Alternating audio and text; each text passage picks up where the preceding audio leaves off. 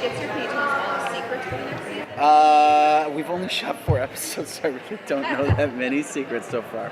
I can tell you Bobo and Fiji are, love is definitely in the air between the two of them. They can't get enough of each other, and it's really funny. And then the fact that them loving each other, there's something that's, there's an external force that's making weird things happen to Bobo because he loves Fiji so much. So it's very sad, yeah. And Bobo's just oblivious to the, well, he keeps almost dying. So I don't think I'm spoiling too much, but it's like Final Destination Bobo is season 2 of like, and he's just like, oh, well, that's weird. Like, and then Fiji's like, something's going on. And he's like, come on, Fiji. Just like, no.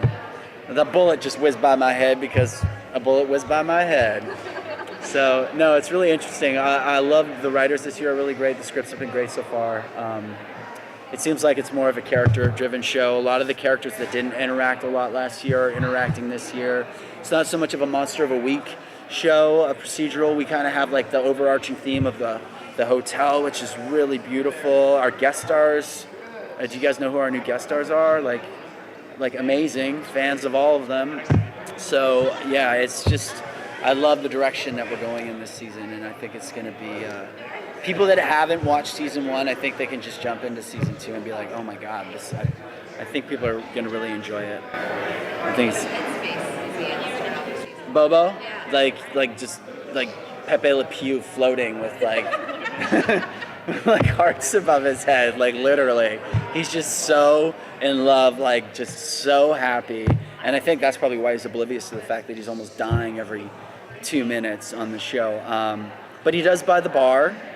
He kicked the idiot bikers out of the bar, and he buys the bar. So he's becoming quite the land baron in Midnight, which is kind of cool. And it's kind of nice to have, instead of just having that home cooking, it's nice that we have another place where all the Midnighters can kind of go hang out and have a little watering hole kind of place, kind of like True Blood had Merlot's place.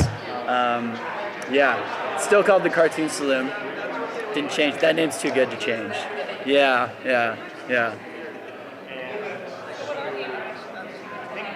Joe, I have a lot of heart-to-hearts with Joe, believe it or not, which is kind of cool. Lem and I have a lot. I'm like Sam Malone, so I'm at the bar. I literally am. It's like Cheers. I turn like this biker bar into Cheers, and Lem's drinking, which is the weirdest thing. Like, he's not supposed to drink. So obviously you can tell that marriage isn't really paradise for him right now. But yeah, and they all come to me for advice, and it's really funny. And Bobo actually gives really good advice. So that's sweet. I like those interactions.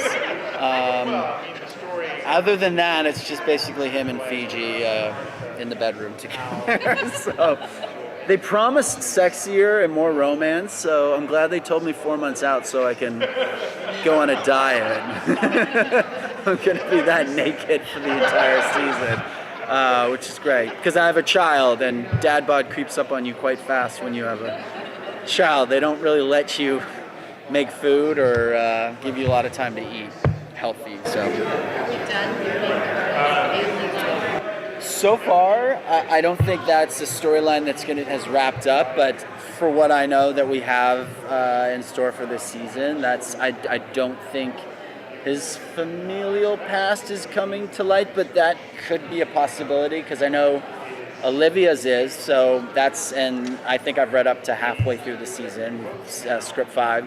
So I mean, there's four more scripts, so it's certainly a possibility. I would love that, but I wouldn't want it to be just a quick one-off kind of thing.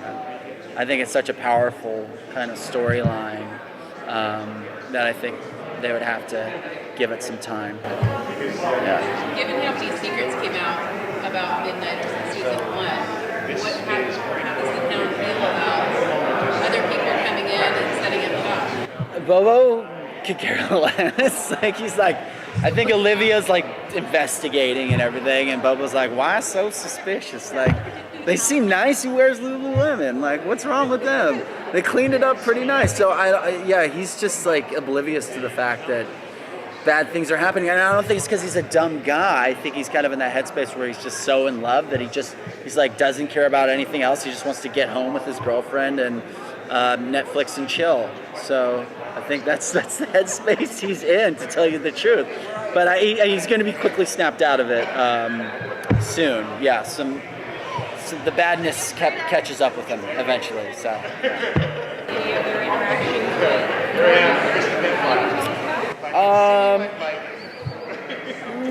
Yes, we have like a couple big scenes where I'm there. I'm not specifically interacting one-on-one with them, but I know Bobo's going to be put through the ringer here pretty soon. So I'm excited for that. They just told me about that today, but obviously I can't say anything, which I hate. Like, that's the worst actor response. I can't tell you, but I mean, it's true. I can't. But I hate it. When I see actors, I can't. If I tell you, I'd have to kill you. Or there's a red dot on my head, like someone's gonna shoot me if I say what the spoiler is. I hate that. So sorry that I just said that. But there's cool stuff coming up. That's all I'll say. Well, looking back at season 1, after you saw the whole season, what's something that surprised you that you saw on screen maybe when you were filming it, or somebody else's scenes maybe that you weren't expecting?